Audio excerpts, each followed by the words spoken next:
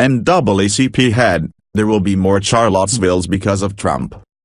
The head of the NAACP warned that there will be more instances of violence like that in Charlottesville, VA. Because of a hostile environment created by President Trump, there will be many Charlottesvilles, NAACP interim president and CEO Derrick Johnson said at a speech at the National Press Club Tuesday. USA Today reported. Johnson blamed the Trump administration for creating an environment that leads to the violence that broke out at the white supremacist rally in Charlottesville. One woman was killed and more than a dozen others injured after a man drove his car into a crowd of counter-protesters at the event. "We are in trying times," Johnson said. "Unfortunately, this administration has created a climate where hate groups feel comfortable to walk in public without the hoods anymore." Critics of President Trump have blamed him for creating a hateful environment with his rhetoric on the campaign trail and by calling for divisive policies like building a wall on the Mexican border. Trump also came under fire for condemning both sides for the violence in Charlottesville and initially refusing to single out white supremacists in his statements. Johnson also called for Confederate statues to be removed from public spaces,